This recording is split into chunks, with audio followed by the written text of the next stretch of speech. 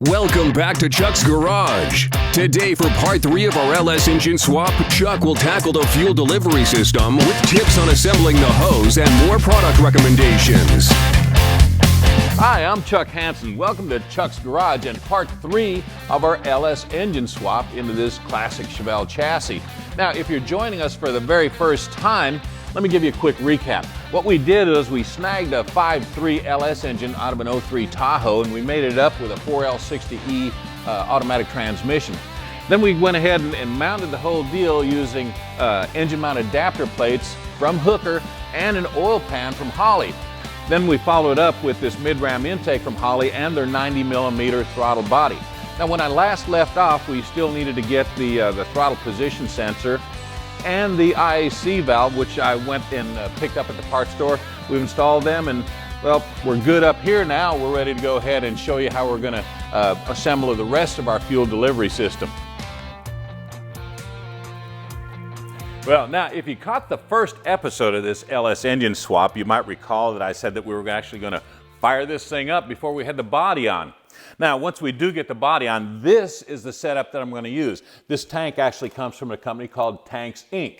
And the reason I like it is because it'll bolt up and it'll look real stock. But beyond that, it's got an integral fuel tank sending unit here. It's 90 ohms, so it'll work perfectly with your factory gas gauge inside the car. And it also comes with a submerged fuel pump. Now, this is universal too, so you just cut these tubes to the appropriate length depending on the depth of your tank there. And once you do that, you just plug it up. You wire it up with 2 wires on the outside here. And they have a return and a pressure side. That's all there is to it. Now, one of the other reasons I like this tank is because on the inside, surrounding that pickup for the fuel pump, there's actually a sump in there.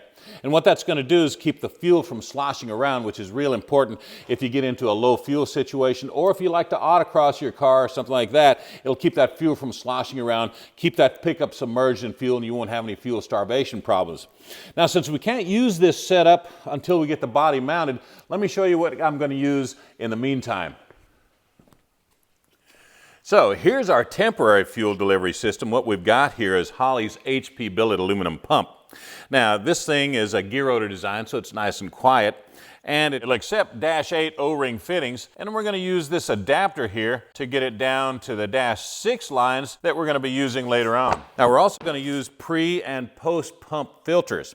They come in 100 and 10 microns.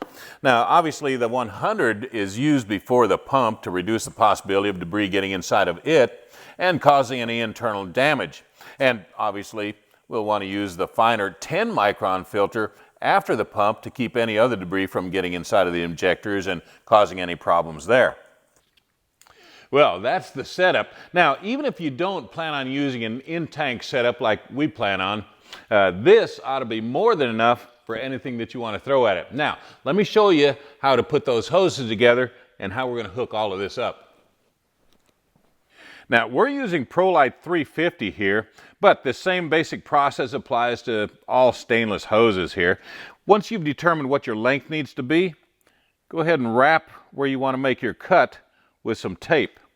Now, we're using duct tape here, but you can use masking tape or anything that will suffice to keep the hose from fraying once you start cutting. Now, we're going to cut this using a cutoff wheel, and that'll make a nice clean cut here.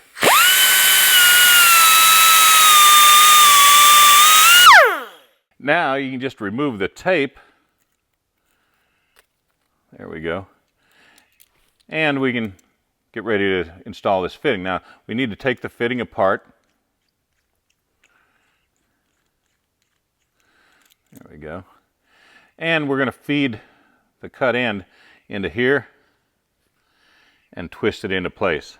Now you want to keep the hose fed inside of there till it's about 1/8 of an inch from bottoming out there inside of this hex fitting. Now we're going to add a little bit of lube here, help things go together.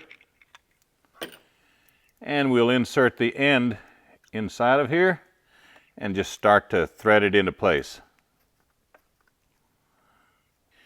Now you can place that hex fitting inside of your vise here, if you don't have aluminum jaws, you can just protect the aluminum fitting there with a piece of plastic or a piece of rag or something like that.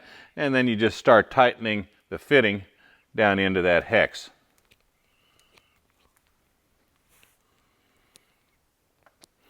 Now you just repeat the process on the other end, and what you've got there is a pretty cool little connector.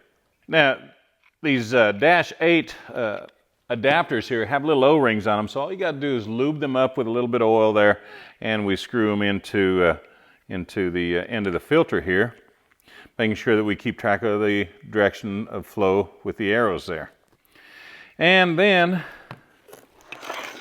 lastly, we hook it up to the pump. Now this is a pretty cool little deal here. As you can see, we have all of our arrows going in the right direction here. We got our pre-filter and our post-filters. Now we need to figure out how to mount it. We've mounted the pump and the filters on some angle iron with some holes in it. We're going to attach it to the frame with a 5/16 bolt and a couple of zip ties.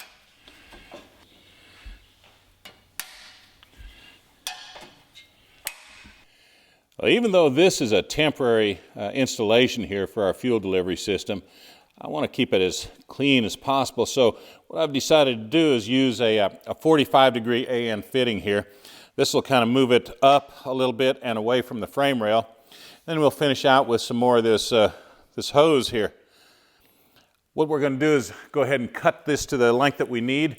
We don't have a fuel tank back there yet, so probably what we're going to have to doing is dumbing up some sort of a temporary fuel container and pull our fuel out of that. And well, I'm going to cut this hose now to get us back to that point, and we'll be ready to move on to the front part of the plumbing.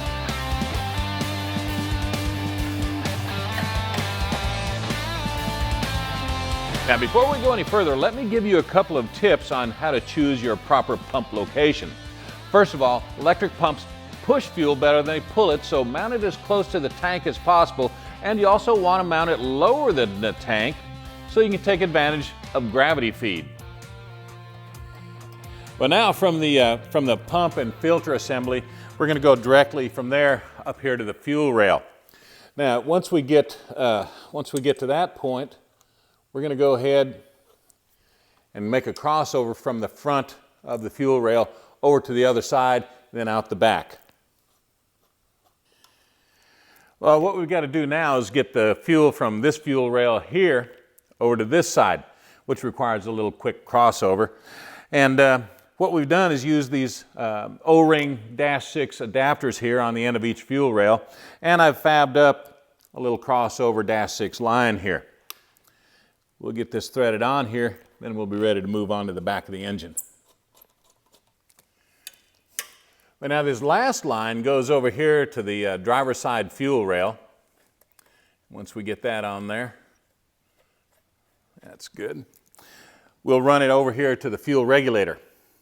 Now, typically the fuel regulator will mount on the firewall here, but since we don't have a body, what I'm going to do is I'm going to fab up a metal plate here, probably some 1/8" aluminum or something that'll bolt right back here to the back of the head. Give us a good mounting place for the regulator and the ECU when we get ready to mount it. Now, that's going to just about wrap things up for now. I have to fab up that plate there. Now, next time you see me, what we're going to work on is we're going to mount the accessory drive system and the radiator, so make sure you come back and see me. There's still more to come, so be sure to tune in for part 4. We'll see you next time.